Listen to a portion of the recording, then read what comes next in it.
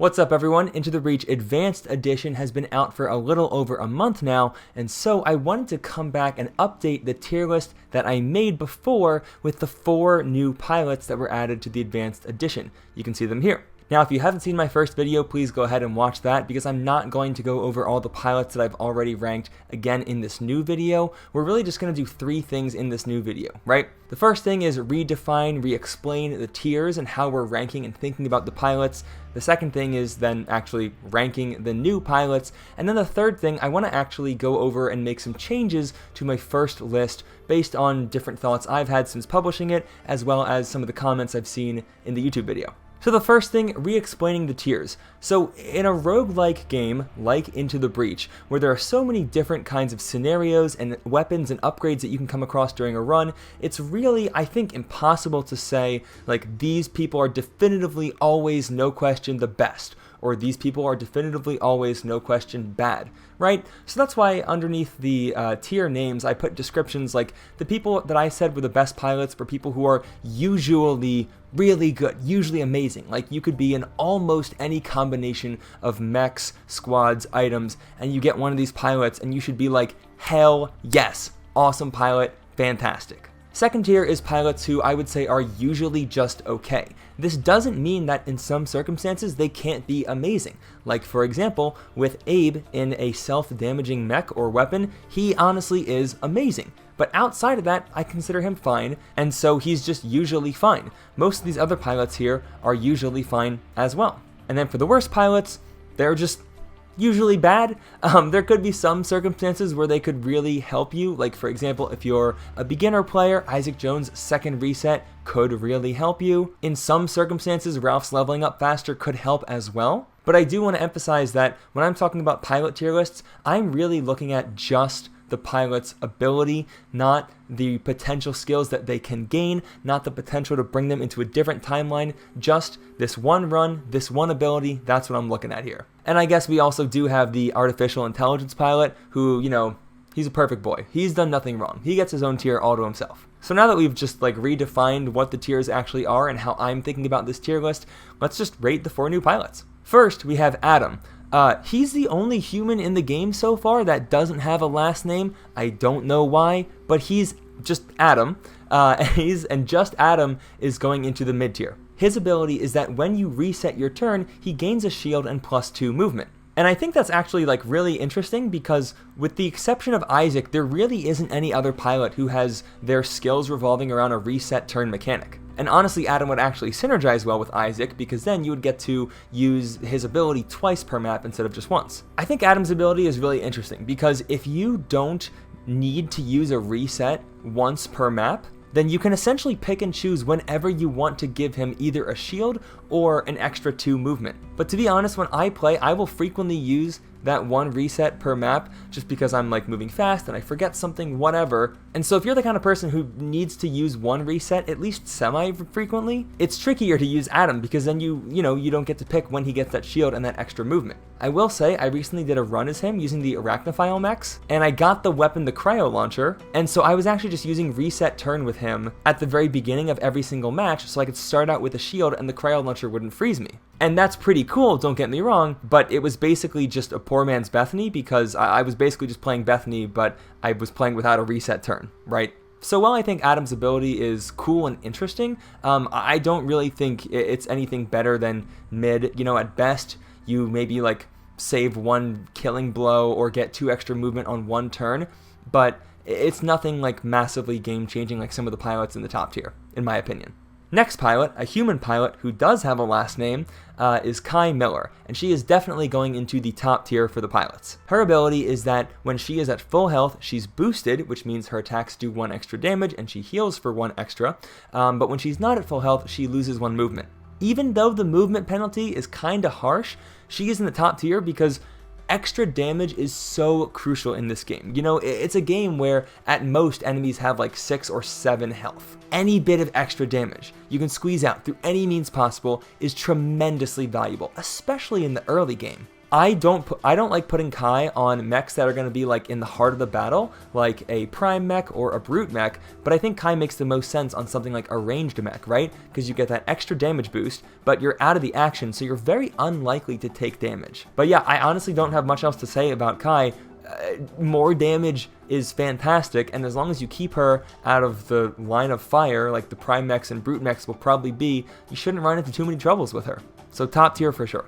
The third new pilot is Morgan Lejeune, and she is also joining Kai in the top tier for pilots. Her ability is that when she kills a Vec, on the next turn she will be boosted. So it also uses the boost mechanic just like Kai Miller. And just like I said with Kai, having that boost and doing extra damage is such a tremendously important skill in Into the Breach in general that any ability to get boost is going to land you in the top tier. And the nice thing about Morgan is that you can take damage and you can still have that boost. I think a lot of people prefer Kai to Morgan because the boost is guaranteed, where Morgan's is dependent on the kill, but I think Morgan is a lot better for something like a prime mech where you're going to be taking damage or maybe blocking the Vex spawns, so that way you can still take damage and get the boost. The last new pilot is Rosie Rivets, and I'm going to be putting her into the mid tier. Her ability is that when you conclude her mech's movement, any mech in an adjacent square receives +1 healing, which is kind of interesting because obviously sure, it can help you to like heal your mechs just in general, but planned out well, it can also help you to break mechs out of the ice, or, you know, get acid off mechs, or get fire out of mechs, right? It's basically just an extra heal that's based on positioning and for which you don't have to use an action. And while that can be very helpful in some circumstances, I feel like in the majority of circumstances, it's probably going to be just alright. You mostly want to focus your efforts on killing the Vec and not as much healing up your own squad, but I could see it being really helpful in self-damaging squads like the Hazardous Mechs, or freezing squads like the Frozen Titans. Alright, now that I've ranked the 4 new pilots, I want to transition to some of the critiques and comments I got on the previous tier list, and just give you my thoughts on them. Obviously, not everyone's going to agree with everything I say, and that's totally fine, but the 3 critiques that probably appeared most frequently were that Abe should be higher, Harold should be higher, and Gana should be higher. And after reflection, I agree with 2 of those, but not all 3. The one I actually don't agree with is Abe, and that's pretty much for the reason that I said in the beginning. If he is in a mech with a weapon that deals self-damage, he's fantastic. He really is. He was literally the first pilot I picked when I started playing the Advanced Edition for the very first time, because one of the Mist Eater's mechs had a self-damaging weapon. But unless you have a self-damaging weapon, I really don't think he's that good. Sure, he can body block, but Ariadne can body block better than he can, in my opinion, and so can Bethany, arguably, with her shield. I just really think that Abe is not bad, but just fine, unless you have a self-damaging mech. You're welcome to disagree with me, but that's my opinion. Also, interestingly, most of the comments about Abe were actually from Reddit, whereas from Harold and Gana, it was from YouTube. I don't know what that means, just interesting. Now, with Harold, I actually agree that he probably should be moved up a tier. I will say, he's not one of my personal favorite pilots. I typically don't get a lot of effective use out of him when he happens to be in my squad, but I do very much understand and respect the rationale that people provided, which is, hey, just like Kozikpleth, he can do damage and movement in addition to the 2 weapons he has, which means you can free him up to use more passives, or it just gives another quick option in a pinch if you're stuck. I don't personally love him. I would much rather have, honestly, almost anyone else in this top tier, but I understand and respect that he probably should be in the top tier. The last one I am going to move up is Gana, and when I made the original tier list, Gana was in the worst pilots category as he started out today, and I had been talking about how his ability was basically just like a core pilot, it's almost like it's not there. But then when I really asked myself, among the pilots that are right here and Gana, do I really feel like they're all negligible? And I thought about it, no. I would definitely take Gana over these 4 pilots any day of the week. Yes, his ability costs a core to use, but actually on the Mist Eaters run I did on this channel, I wound up having Gana in the control mech, and it honestly worked out pretty well. It gave me a lot of flexibility to sort of start off that mech wherever I wanted. I often put it behind enemy lines, which, because it was a control mech, worked extremely well. So yeah, you guys in the comments and me just playing more kind of opened my eyes. I definitely would not put Gana in the top tier, but I definitely think he's not usually bad. He does give you a lot of flexibility in how you start your mech placements. Plus, the extra damage is actually pretty helpful, even if you only give the extra damage to 1 or 2 people on your first turn. I'm done adjusting the placements of the pilots now. This is my final tier list, unless my opinions radically change in the next couple months of playing the game.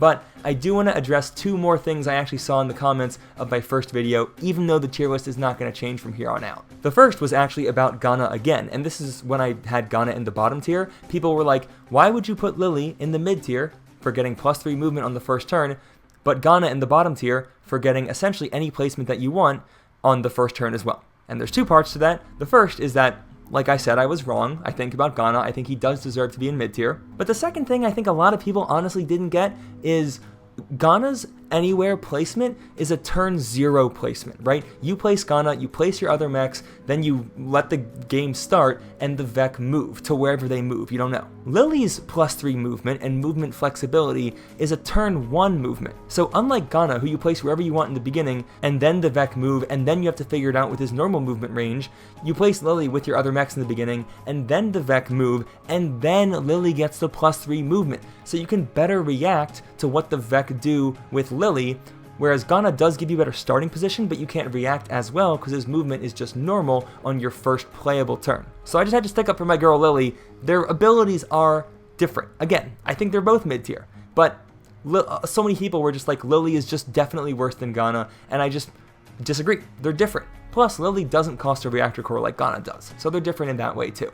Okay, the last thing I want to comment on is some people were confused or annoyed by my placement of the Cyborg pilots in the worst pilot tier. I put them there because I don't really think that surviving death but losing 25 experience points is terribly valuable, because frequently you'll lose one of the skills you've gained when you die, which is just pretty similar to having like an artificial pilot. Especially now that Invulnerable is a skill in the Advanced Edition, pilots don't die on death. Like, these guys are even worse. I know I said I wouldn't talk about skills that can be gained, but like, this guy's skill is just a worse version of the skills any pilot can get now. I honestly think these guys should have had the default skill Invulnerable, instead of just lose 25 experience and Invulnerable. But whatever, the critique that had been mentioned was, some people were like, hey, dying is actually cool because if you get like +3 grid defense or something you don't need, you can die, lose the 25 experience, and then get a level up again to re-roll and get something better or different. And those comments tell me those people have not actually done that before, because that is not how it works. The way the RNG works in this game is the stuff is predetermined. Like, if you start a run with this guy, that seed will tell you he's getting +3 grid defense on the first level up. If you get the level up, die, lose 25 experience points, the next time you get a level up, it will be +3 grid defense again. That I've had games where I played with the Cyborgs and they got +3 grid defense and they kept on dying and kept on leveling up, and all I was getting was +3 grid defense every time.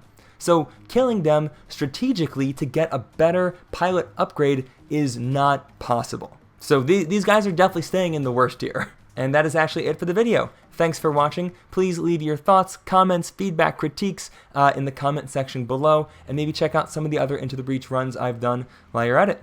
Thanks. See ya. By the way, I am live streaming right after this video concludes, so if you want to watch some Into the Breach gameplay, stay tuned on this channel. See you there.